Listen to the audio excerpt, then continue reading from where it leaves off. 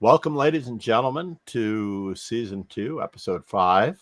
If we're off by an episode, I apologize in advance. Featuring Rogan Joe Sloan, a.k.a. Kingslayer Sloan, on Twitch, YouTube, and certain social platforms. I am Master Chess Dojo, a.k.a. John MacArthur. I will be found as Master Chess Dojo on nearly all socials, including Snapchat now, as I was dragged on it, but not that I do anything with it. I usually do instructional stuff only on YouTube for the most part. But if you will please check out Kingslayer Sloan or myself as we embark on a March Madness roundup on several fronts. The good news. What do you think, Rogan? There's good news. Yeah, there's The good good news news. is the digital museum that FIDE opened. I was just trying to educate some lovely students in a Brooklyn middle school on Friday. Yeah. And I almost always start off with brand new students with what is their knowledge of the world champions. And they are very hard pressed to name world champions other than Magnus Carlsen or Ding Liren. In fact, I'm not sure that any were going to say Gukesh. To be fair, I Very can't shocking. even name Ding Liren. You know, my mind just won't allow me to realize that chess has fallen to the degree that number 14 in the world was a world champion. But anyway, go ahead, I was John. very happy Sorry. when some named Steinitz and Capablanca. And then we had a little bit of a silent period. And then ding, ding, ding. One of them got ding. So that was quite good. And then I went into the timeline a little bit with the development of chess really following the development of a person's game. We all start off playing for checkmate, not unlike the Greco period and the earliest known period of history, forgetting often to castle in our early years, as castling wasn't even allowed until the 15/1600s when it was made legal. And thanks to the printing press, the Gutenberg printing press, which I believe originated in 1423 or so, thanks to that being able to reproduce books at an alarming pace, then we're able to share knowledge and the rules. So the Open Chess Museum, the digital chess museum, has a very nice layout. Everyone should check out the Open Chess Museum on a digital platform. And it provides free access to the archives of chess history. And I'm very impressed so far with what I've seen. Yeah, I mean, that's wonderful. I mean, nothing else to say there on my end. I feel like I had some smart aleck comment at some point, but I can't remember it. Anyway, what's next on the agenda, John, apart from, reliving Steinitz? By the way, Steinitz is my favorite world champion. He is a little bit of an arse. So I knew Yeah, I know. that would Like be I yours. kind of get his soul. Like basically, essentially, he was a big author and columnist in many chess newspapers and just newspapers who are chess columns. And essentially, his use of language allowed him to call the people he disagreed with shitheads. Exactly. And he was so Essentially, disliked. with impunity. Yeah. He was so disliked that he made the first official World Chess Championship possible. Yeah, Because I know. he was so disliked, they decided to hold a tournament to prove to him that he wasn't the strongest player in the world. And Zukertort won that tournament. So they handed out all of the prizes. Yeah. And they I got to the remember the final story. two where they awarded Steinitz his runner-up prize, and then they asked the strongest player in the world to please stand up, and Steinitz stood up again with Zukertort. Yeah. And the only way to solve this issue, of course, was not to have yet another tournament, which was pretty time-consuming in the first place, Oh, yes. but to have a world championship match. But then they realized they had a brilliant idea. We can get rid of this guy by sending him to play the match for the first world championship in the Americas. So they literally put him on a boat and said, And everybody's out there, waving, like, thank God. See An you later. important note. Nice An knowing you. important note. Wilhelm Steinitz did actually meet Paul Morphy in New That's correct. Orleans, Louisiana. I believe And the match where may have at this started point there. Paul Morphy was in fact no longer interested in chess and had no interest for facing Steinitz. It's also Yeah, that was a great important to bet. note that Steinitz is also an underrated model for bad mental health. Like unlike Well, Morphy, Morphy whose was also much of the his original mental model too, apparently. yeah, We unlike didn't start Morphy, off so whose well.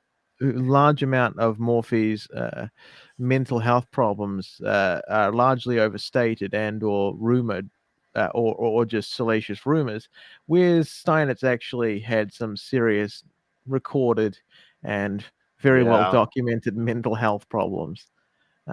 He thought he played I a chess match with God. right. He came He pawn and move. married into some rich woman, and then he was put into an insane asylum for some time. But anyway, getting back to our original point, apart from the amazing lives of eccentric 18th century gamblers, essentially, um, That's what right. else have we got, John? Well, we have the controversy over a little bit of possible Russian bias among FIDE. Controversy, Russian bias. Tell me it ain't so, John. In No, chess, FIDE would a never, of Russian course, favor the in chess. Russians, right? Yeah. But we do have a brilliancy prize disputed by Katerina Lano, which actually caused her to withdraw from the Women's Grand Prix event. Hmm. She won't be playing in the final legs of the FIDE Women's Grand Prix event, which of course helps determine who's going to challenge in the next World Championship cycle. But Yeah. basically, she maintained that her game versus Elizabeth Pates, as we covered her before, I believe, She's got a although, wonderful course on ChessBase called the Neo London System. It's oh, actually lovely. quite a cool course, but she's she has a very passive lines, Yeah, and and she it's did play very a much passive line against Katerina Lano in the game in question. Having reviewed both games, basically, Alexander Kosteniuk, the former Russian women's world champion, beat I think Tang it's Zhongji, Koshtanuk. Okay. and Kosteniuk basically won the Brilliancy Prize.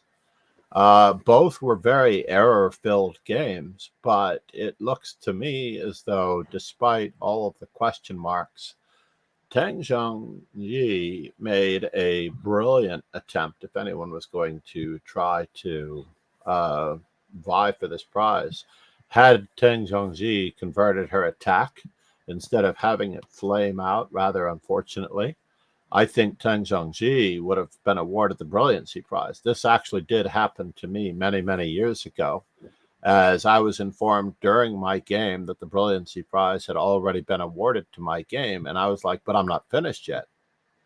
And sure enough, I mean, it was truly a brilliant game. And I was sacrificing and pressing and dominating as I was playing the black pieces in a Benko Gambit, which I was trying to hawk some of John Fedorowicz's then fresh off the press Benko Gambit books, but the Norwegian players, being as solid as they are, would have nothing of it.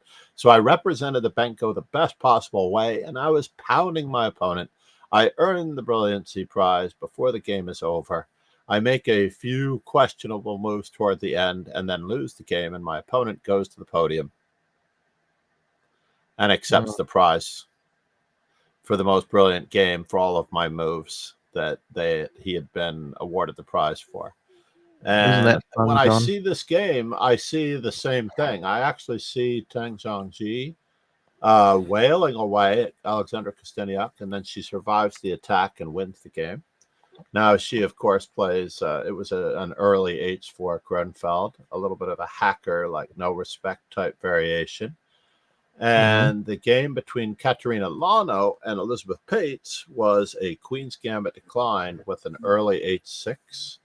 to prevent bishop g5 after the exchange variation, basically d4, d5, c4, e6, knight c3, and if black had played knight f6, it would have been c takes d5, e takes d5, bishop g5, and we all know that this is the number one reason why no one plays the Queen's Gambit decline today without the move order knight f6 and e6, waiting for knight f3. And by waiting for knight f3, you avoid the knight on g to e2 exchange variation Queen's Gambit. And ultimately, this h6 on move number 3 line, ironically, bridges back to your comment that she had a rather passive repertoire. Can you imagine playing h6 on the third move and then trying to justify this to students and wanting them to play actively and well?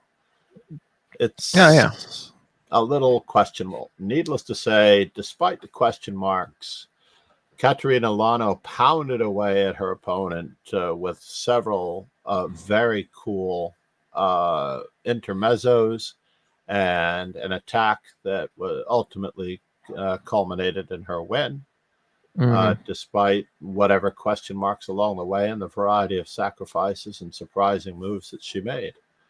And when I compare the two games, I think she's absolutely correct. As she is a former Ukrainian, born in Ukraine, she switched federations at whatever moment, roughly 20 years ago or less than 20 years ago. She's not really eligible for most of the Russian favored prizes, such as this Brilliancy Prize, if it were awarded by any judges that are authentic Russians, and those would include Zurab Ajmai-Parashvili, perhaps the most objective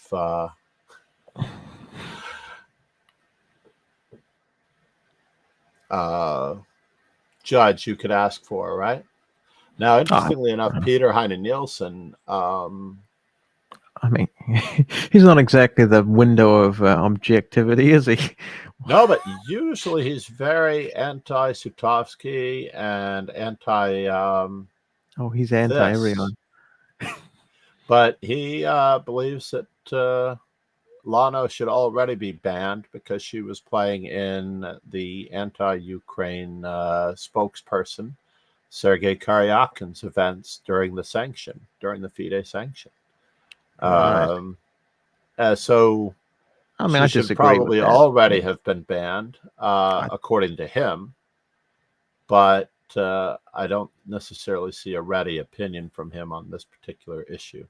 My opinion is that I expect no less from FIDE to favor the Russian player. So therefore, I think she's only costing herself some financial income by not towing the party line, literally. I mean, John. Party line. I mean, you know, we have to, like, if I asked you to find 3 good things that FIDE's done within the last 10 years, you would be very silent for a long time while you ask me, Rogan, does this count? And look, I mean, nothing good comes from that. You're right. I really needed that question with more time to prepare off stream. I needed prep time to be able to dig. I needed to dig. I probably needed help with another person with a shovel to be able to find good thing. Yeah, deep sea mining equipment. Yeah.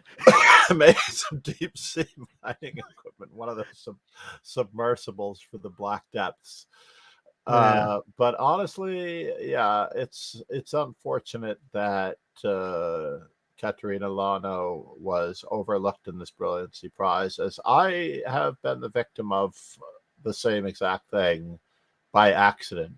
Certainly, they could have had my name attached to the Brilliancy Prize and not just given it to the winner, so that they would have had a defaulto thing. So I'm kind of concerned that they awarded this Brilliancy Prize before the game was over. I believe that Tang Zhongxi maybe a 70-30 split or something, meant to be the recipient. I think Tang Zhongxi was meant to be the recipient of it, actually, as she's challenging Zhu Wenjun. We're segueing a little bit into a hopeful future preview of the Women's World Championship that's about to start at the beginning of April in 2 cities. But quick I side know. note, John, did you see the Donnie Ariel, FIDE Master Donnie Ariel podcast with Perpetual Chess? I did. I listened to it. Yeah, yeah. So I are you know on the that. wall of haters? You know, are No, you? I'm not. No, No, I'm no, not. you. As one of Donnie's former coaches, I coached Donnie in the 2001 or 2002 U.S. Championship to help him Yeah, earn an IM norm. We were in Seattle when it was hosted by Microsoft, right. and they were constantly pumping more and more money into it until they moved the tournament to San Diego. And when they brought in many more investors to try to get the U.S. Championship prize fund up from a couple of $100,000 or possibly $300,000 at that time to a $500,000, they brought in more investors. Of the 8 games vying for first place, or I should say, of the 8 players vying for first place, I'm not sure if it Mm, was 8 games or 8 players. More than likely, it was 8 players vying for first place in the last round. All of yep, them agreed to a quick draw in 7 to 10 to 14 moves. but not Donnie Ariel. No, well, that wasn't the U.S. Championship that he was in. He was in the 64 player field of the previous year. But in the San Right. Diego event, all the players agreed to draws and all of the sponsors packed their bags. And Microsoft reneged on its contract, and it went back to a $30,000 total prize fund from a $300,000 prize Fun fund. stuff. Chess players will find the They all shot themselves in the will foot. find the nuggets of lead in any stream. But for quick context, ladies and gentlemen, FIDE Master Donnie Ariel has taken a wee bit of time off professionally getting better at chess in any capacity, and he has come back with his winning smile. I mean, he's got a great smile. He is a And great kid. I yeah, think of him as a kid, even though he has a son and a daughter. No one could and a possibly legal guess practice. the name of his son. I'm sure he's had to have mentioned Magnus at some point. Really? Oh my goodness. I'm sure the kid's real chuffed. I'm pretty sure he'll Magnus figure out why. Ariel, yes, Anyway, he's a great anyway, guy. the point He was in being my is stream that yesterday, actually. Donnie visited me yesterday at my first instructional stream of the day, and well, anyway, if we can struggle, we've got to struggle through this context, John. Anyway, so okay, he has said that because he was closer to being an IM before he quit, and despite the rating adjustments, he could probably make IM reasonably easily with some work. Now, he can. he says because he's done very little formal study in his life, that it would be much easier. Now, Mr. Jan Gustafsson, my favorite cynic, one of my favorite cynics, and the other fellow whose name I forget. Um, who's the other host of the Perpetual Chess podcast? Ben Anyway, Johnson, Ben Johnson. Sorry. the real and original uh, former co-teacher of mine, good friend Ben Johnson, also a national master, by the way, Mm. um, and no shortage of chess knowledge on his part. Okay, Mr. Johnson Benson. Anyway, he alongside Gustafsson firmly have placed themselves on Danny Ariel's hit list. No, but wall of haters. And so so this is why I asked John. Like, does John believe that he can get to GM? And I mean, I personally believe he cannot get to GM personally, but this is just my opinion. I think he can get to IM. I think he can get to IM, but I think I might have to step in and help out on this quest. but I think, ladies and gentlemen, that the guy's Since much you've too happy. become The one of the guy wall is of much haters. too happy. Like, my only reason why he can't do it, in my opinion, is because he's much too happy at the start of his journey. You have to be a cynical person to achieve your goals in life, I think. Otherwise, you get hit in the face with problems, and your love for your quest dies quickly. You I have to be think a that I'll take the cynical. other side of that particular coin as well. I will take that as the passion and love for the game keeps you from realizing how many ridiculous obstacles, not to mention not very much money being provided for chess players, no health care, that Mm, you have to look forward to as a professional chess grandmaster. yeah. So you are going to need a real job So what if you is want to take Levy's care of a excuse family. anyway? So what is Levy Levy's Rosman's excuse for excuse? not becoming a GM? Yeah, I mean, he's got all the money in the world. I mean, quite literally. Well, at the That's moment, yes, I think it's more of a whim because he's taken care of financially with his current situation that he isn't pursuing this. Whereas Donnie has raised a family, gotten married, settled down, has a job, and now would like to focus on pursuing the dreams of his youth. Levy is doing it on a whim with far less passion and drive, and he's hired a coach who's going to be very practical and prepare openings, which are not going to help him. oh, Only because he, in his early years, took so many shortcuts for quick results that I think that will actually undermine him. While Donnie Ariel has always been a mainline, mainstream player. He's got a wealth of knowledge in both chess culture and history and has never shied away from any particular variation because it would contain too much theory.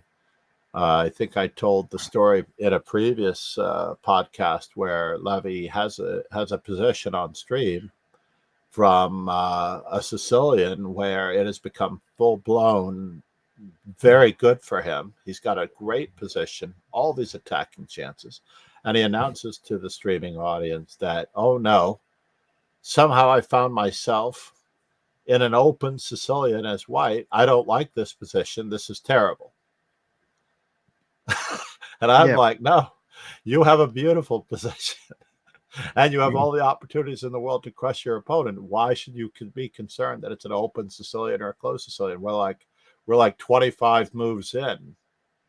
It's a chess game, not an opening. You're actually trying to become a chess grandmaster, not a Grand Prix attack versus the Sicilian grandmaster, which was his primary weapon from the early days. In fact, I actually had a student when I was mentioning the move knight f3 on move 2. She told me that that's not the correct move. Knight c3 is the correct move. And I said, what do you mean knight c3 is the correct move on move 2? And she says, it says so right here in this book. And she holds up Gotham's book that the best move in the position, he says, to knight c3. Yeah. So John And said, "Give I'm that trying to here. tell my Put lighter student fluid on." that that is one of many good moves on the second move. But in order for us to progress as a chess player, we are going to have to play the open Sicilian. Yeah. Did I And mention John after that, Ludwig Hammer in the previous podcast as well? I know that during the World Rapid and Blitz, yes, I had to have mentioned it in the previous podcast. yes, When you the did. World Rapid and Blitz, John Ludwig Hammer also credited not being a better grandmaster because of his avoidance of the open Sicilian in his youth. Had he taken the time to learn it when he had the time and to master Mm, the themes and stratagems of the open Sicilian variations across the board, he would have been a far better grandmaster than just being number 2 in Norway. yeah. And I don't know ever about that. and ever since then, John has had a spare lighter fluid handy, just in case he sees another Levy Rosman book. Indeed. And I also warned exactly the same student about absolutes. Like, I'll never tell anyone that knight f3 on move 2 against the Sicilian is the only move that you should play. The Mm, c3 Sicilian has its merits. The Grand Prix yep. attack certainly has its merits, especially if the opponent is a d6 player. I am Yep. a Grand Prix Sicilian attack person against Najdorf players. As Nigel Short proved in the old days, if after knight c3 the opponent is worried about transpositions, they must play d6 on move 2 if they're a Najdorf player. And knowing that that d pawn cannot move 2 squares, the Grand Prix attack becomes a ferocious weapon. So I do agree with Levy that the Grand Prix attack is a terrific weapon as white from the white side against the Sicilian, but not in all circumstances. Just like every other move in any circumstances could change from questionable to being awesome depending on what's No, no, going on. no, John, you're very, very wrong. D4, bishop f4, e3. Avoiding the Sicilian altogether No, and definitely, yeah. It's like, see, accepting your second-rate grandmaster status. Indeed. hey, yeah, just you just got to play the London system. It's that simple. The London You is another openings-based result for quick results and not necessarily personal development. But in Well, other news, if you are going to make a fast track toward being a more highly rated player or toward winning prizes, you could also try the Shevchenko method, assuming you don't get caught. um, what is that? So That it having lots of that friends means accessing a phone away from the board. And as Shevchenko was banned recently by FIDE, but thankfully, because he's Russian, he kids was only these banned days, for John. three. He's only banned for 3 years, not for life, Kids as he these days, admitted John. They're not using anal after beads like being we used caught. to. What's that? Then kids these days, they're not using anal beads like we used to. I know, right? He's just doing it the old-fashioned way, right? I No know. modern technology for Shevchenko. I know. But But please give us ironically, I context, don't John. understand why he has only a 3-year ban for admitting cheating, other than the fact that he is inherently Russian. And FIDE making the uh, chamber decision on I should say it's the Ethics and Disciplinary Commission, found the defendant Shevchenko guilty of breaching article yada yada yada of the disciplinary code and is sanctioned with a worldwide ban of 3 years, with 1 year of the sanction suspended.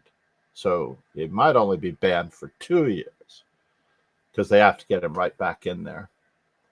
Although Well, they did admit good that behavior, he fully John. cooperated with the investigation, he admitted wrongdoing, and he had a previously, as all other chess players usually do, clean disciplinary record. Yeah, I mean it's not like chess players. Too many chess players are getting pulled for assault in tournament halls. I mean, maybe not. I don't know. Some might. Yeah, like 3 years does seem a little bit lenient. Mind you, he did fess up, and he did. He But didn't I put up too believe he much of was a fight. caught before he fessed up. Well, yeah, So it's not it's like not he like it was said, guilt. It's not, I'm holding this phone and I'm deciding where's my not to life cheat. gone wrong? He had Yeah, and because he's only 22 years old, they decided that he has his whole chess life ahead of him. So they're going to give him a another chance. Also, because he was terrible at cheating, because the cheating attempt was not fully executed. yeah. I mean, And having spent a weekend with Professor Ken Reagan in Saratoga in the middle of March, I had a chance to talk about all of his algorithms and lookups for the most part, as there were some suspect players, or at least one in mm, particular, in the New York State Scholastic High School Championships, the weekend of the 14th, 15th, and 16th. Um, I don't know that he didn't do the ones from the middle school and elementary, which were the weekend before. I mean, I don't know how they must change the math a little bit, not to be bog us down and minutia, but it's I don't know. What's the time controls for those? What's the deal with that? It was game 60 with a 10-second delay in the tournament that I was just mentioning. But the Right. FIDE standard in the United States doesn't work so well, as we have 3 rounds in one day. So Mm. 3 rounds in one day means that if you have students who don't really use the time, accruing 30 seconds per move, it makes it difficult to place a second round after the first. And should one round delay the second, because there's not that much time between rounds, you Yeah. need more of a fixed, slightly. That's why we use delay in the United States rather Yeah. than increment. Yeah. I mean, I completely understand. I hate increment and over the board. It's It just horrible. keeps accumulating. Yeah, I mean, it leads to people being able to make stupid decisions and waste their time in the opening, and then be able to for no skill of their own, be able to piggy bank a shit ton of time by making completely, useless and stalling moves, which is very hard to say Absolutely. because you're half the dance. But if they want to stall and they want to make some really nothing bad, moves, then nothing bad, nothing good moves, then close down the position, then they can. It's like, but That's right. I actually ran into this the hard way when I did a quick chess-based search of bishop and knight versus king, lone bishop and knight versus king. And I mm, found that our chess.com spokesperson and organizer, Greg Shahade, yeah, international yeah, he Greg had to walk Shahade, it had a out bishop over the and board. knight. He had to work it And out over the he board, didn't he? spent about 30 plus moves just moving around aimlessly before he captured the last pawn so that Yeah. he could accrue enough time to figure out an endgame that he should have already known. Yeah, yeah, he had to work it over the board. I remember that. Yeah, he didn't actually know the end game. And neither do I, to be honest. Like, I've only ever needed it twice in my entire life. And I didn't mind getting the draw out after it all But the said and done. secret for anybody intimidated by this ending, you only need to know the pattern of the last dozen moves or so. Because forcing the king into the wrong corner is very easy because the opponent, of course, will go for the wrong corner for the mate. And you only need to know the sequence. In fact, there are only like 3 moves that you need to know to win that endgame.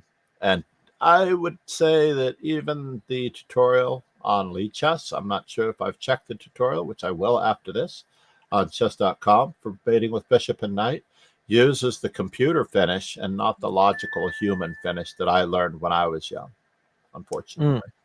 okay. So the So computer let's finish continue. is slightly shorter by a move or two, but it doesn't make logical sense to the human mind when you're So what executing John's the trying to technique. say is just offer a draw and go home. Um, I don't think that's what I'm trying to say. However, well, that's what I heard, John. but you do Okay. need to know how the bishop and knight move, and especially as the Bottas sisters and Magnus Yeah, have yeah. had I to remember a question reiterate, like this how the being asked. knight moves is a Hmm. key aspect of being a good chess player. Yeah, whenever I plateau at chess, I just study like Magnus's answers to those questions, and and I lose so much IQ that I don't even feel like progressing at chess anymore, and that kind of fixes my plateau problem. So it's like In a it's a recent kind of a backdoor to the problem, but it works. It Yeah. works. No, I also look to Magnus for the answers to life's common problems and more. Mm, And I was thankfully uh, my concerns were laid to rest recently when I wondered why we weren't invited to Magnus's wedding. As the Bota sisters asked him in an interview why I they know. weren't invited to Magnus's wedding. Here I was. And I was thinking, he was put on the spot. And he's like, "While my wife would love to meet you too, and she's really looking forward to meeting you too, I can't say that I have a good answer to that question that won't get me into trouble." yeah, yeah. I mean, here I was waiting by the mailbox, waiting for Magnus's. Like, it was honestly, I was How could he insulted. forget us? I went out to the mailman and I was like, "What's going on?" And he was like, "I don't even know you, dude." And I was like, "That might be the problem with my invite. The Can you person." imagine the subscriptions and the ratings had he even bothered to give us the live streaming link? I know. I He mean, didn't even give us a live streaming link. yeah, The what it's nerve like of this. him. Yeah, I mean, look, I mean, just because I've like got 3 restraining orders, doesn't mean doesn't That's mean that not I even should not counting the get ones involved. from his wife. Yeah, I mean, come on, that's a separate legal issue. Ongoing. It's ongoing legal issue. I can't comment on that. But Right, because it's an ongoing legal issue, we should yeah, abstain. Yes, but yeah, meanwhile, speaking of women's issues to a certain extent, the mm, last order of business will be picking a favorite to a certain extent in the Ju and Jun versus Tang Zhongji Yep. match, which will be held in April. I guess the opening ceremony is tomorrow, April 1st, and it's going to run to the 23rd of April across the Oh, two I'm cities sick of that day. I Shanghai can't see it. and Chongqing. Yes. Chongqing and And Shanghai all are going to host the 12 classical games, and they are going to transition between the two cities, I assume, at the 6 game mark with the or perhaps roughly then. I don't really like it being 12 games. I would prefer I actually would prefer an odd number of games, with the world champion getting an extra white and keeping the title in case of a tie. That's very odd of you, John. Um, Yes. I yes. was actually So, thinking that it could be an odd number of games. They could all use the right. 2 additional days they might use for the tactical playoff, but of course, um, they don't want to do that because the drawing of colors should be completely random, Uh, and honestly, we'll that's a see good how that sentiment. goes. Yeah. So, if I'm correct, John, it's an all Chinese matchup hosted in China. Well, that's great for the Right. free world. I mean, It like, is on a yeah, time in a time zone that we can all watch it. Well, at I know. least for you, Yeah, you yeah. All right. might only be off Yeah, by yeah, six John. or I eight mean, hours, but for whether me, or not the time zone is good, we'll let the fan decide. The that's one right. guy, And we will the one do. In fan. fact, now that We'll find him. we may have found a perfect spot for this, given that I don't have to go into school early on one particular day, we may be able to do more of these. Absolutely. Now, I I suspect John has promise. to go places, but I must. do you have do you have any closing thoughts, John? Well, my most recent TikTok short slash reel concerned itself with, and I don't expect anyone to have watched it, as the number of subscribers is not that significant. So therefore, I have to Mm, say that at last week and throughout the week, I was playing rather tragically bad while I was helping students prepare openings for a particular tournament. Now, studying openings and concentrating only on the first 10 to 15 moves and then concluding the study with perhaps even some cursory games is not a good way of going about becoming a better chess player. Once that period was over, and even again this morning, even though albeit there is a lot of luck involved in winning games, I have been winning nonstop to a certain extent, even in the most atrocious of positions, thanks to the study of great players' games. And I'm quite happy to say that when I study great players' games, I actually play pretty reasonably okay. I can't say that I play great, but I certainly play far better by studying the games of great players through and through, beginning, middle, and end, opening, middle game, end game, than I do when I'm studying openings where it sort of leaves me in the lurch and I have to fend for myself, and I really have no clue as to what's going to follow the opening with any yeah, strategic yeah. concepts or plans. Studying John, complete games is don't the you just key to becoming a stronger player. don't you just love chessable courses when they say, "And this strong GM managed to hold it to a draw," and I'm like, thanks. Just what I Yes, need to be told a 2700 from Russia managed to hold it to a draw. Like, I mean, well, doesn't that just scream like I love their middle game multi-baseball? calculation and end game bucks Yeah. far more than I do the opening bucks, where they do not give you a complete game, just like all of the other. And then you look up the game and it went to a complete end game. And it's like, yeah, that the opening really had a real big part in that, didn't it, buddy? But yes, there's no beating the old-fashioned die-hard method. Like if you remember the early days or the mid days of Magnus's World Championship, when they could show him any position on the board, and he would say that's Reshevsky so and so from Mark 8, 1935, Yeah, he or knows like something that's like 10,000 Lasker games. so and so from Zurich, 1934, or that's Capablanca so and so from Moscow, Yeah, 1925. he's got something like And he 10,000 literally games, buddy. knew the positions from the middle game and the end game, not the opening positions, as though you Yeah. needed to remember an opening move. Mm. but he remembered the middle game and the end game positions. And I think David Howell surprised him with one from their game Yeah. in the World Youth As kids. Championships, where David Howell kept him at bay Mm. and put the title up for grabs for World Youth Chess Champion Yes. I with mean, yeah, Nepo no, on the next board. I remember hearing him say something like, yeah, something like 10,000 games memorized in his head, like, or positions, or like, Mm-hmm. or games It's not from so the much past. memorized, but when you look through a great game and you can follow the strategic thread of the ideas, you Right. will add each one of those strategic moves and tools to your tool belt inadvertently. You'll just basically be putting them on a shelf for later use for yourself Mm. because you're following a thread of ideas, not unlike how a strong player plays a blindfold game.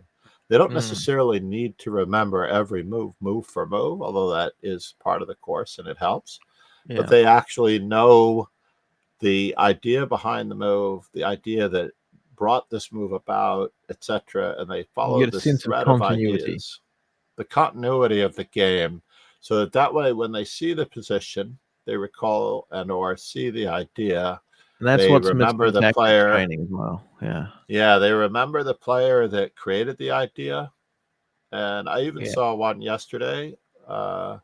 I think Yan Yuar was doing a stream, and she was showing a game. I meant to look it up, but out of the corner of my eye because I was working, I Mhm. remembered it being from a calculation workbook.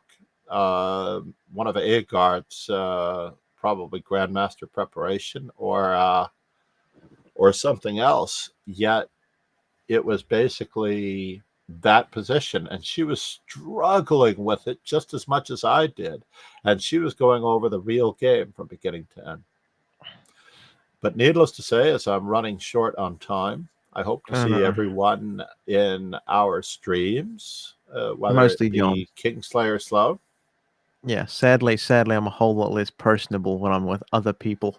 Um, or Master Chess Dojo on all socials, YouTube and Twitch. Kingslayer Sloan on Twitch, YouTube, and and your local mental asylum. Yeah. thanks, everyone. I Yeah. hope to uh, give everyone more information next time. Have a Mhm. great month, and please enjoy the Women's World Championship match. God bless.